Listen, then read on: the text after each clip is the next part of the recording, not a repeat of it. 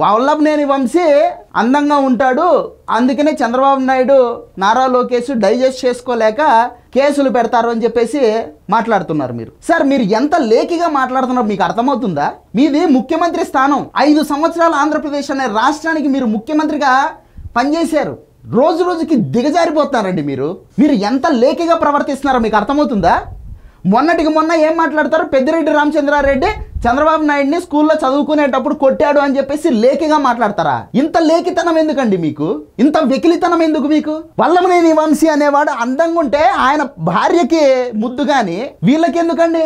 దేని కొరకు కుళ్ళుకుంటారు వాళ్ళు? ఈయన అందంగా ఉంటే ఈయన పెద్ద అందగాడా? ఈయన ఏమన్నా అక్కినేని నాగార్జున లేకపోతే అక్కినేని నాగేశ్వరరావా? ఈ ముఖాన్ని పోయి తమరు అందగాడు అని చెప్పేసి కితాబులు ఇవ్వడం. సరే ఈయన అందంగా ఉన్నాడని చెప్పేసి చంద్రబాబు లోకేష్ కుళ్ళుకున్నారు, మరి నువ్వు కుప్పతట్లలో కానీ చెత్త ఏరుకునేవాడు మాదిరిగున్నావా? నువ్వు కూడా బానే ఉంటావుగా. యాక్టర్ రాజశేఖర్ అతని భార్య జీవిత వాళ్ళు చెప్పారుగా ఎన్నోసార్లు, కళ్ళజోడు పెట్టుకొని జీన్స్ ప్యాంట్లు వేసుకొని వస్తే ఓర్చుకోలేడు జగన్మోహన్ రెడ్డి అని. అంటే కళ్ళజోడు జీన్స్ ప్యాంట్ వేసుకొని వస్తేనే ఓర్చుకోలేనటువంటి మనస్తత్వం నీది.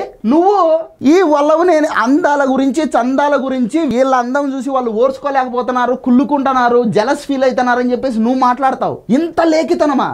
నీ అంత లేఖి మనిషినా ముఖ్యమంత్రిని చేసింది ఆంధ్రప్రదేశ్ ప్రజలు? చెప్పులతో మమ్మల్ని మేం కొట్టుకోవాలని ఉందండి మీరు మాట్లాడుతుంటే.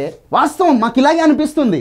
మీరు విధానాల పరంగా మాట్లాడండి. ఎక్కడైనా తప్పు జరిగింటే తప్పును చూపించండి. పోలీసులు చాలా క్లియర్ కట్ గా ఇదిగో ఎవిడెన్సులు, వల్లభనేని వంశీ అతని రౌడీలు గుండాలు ఆ సత్యవర్ధన్ అనే దళితుడిని కిడ్నాప్ చేసినటువంటి వీడియో ఫుటేజ్లు ఇవిగో అని చెప్పేసి వాళ్ళు క్లియర్ కట్ గా ఫుటేజ్లతో సహా కోర్టుకు సబ్మిట్ చేస్తే అక్రమ కేసులు అని చెప్పేసి మాట్లాడతావు. సరే నువ్వు ఏదైనా మాట్లాడచ్చు, కానీ లేఖిగా మాట్లాడడం ఏంటి?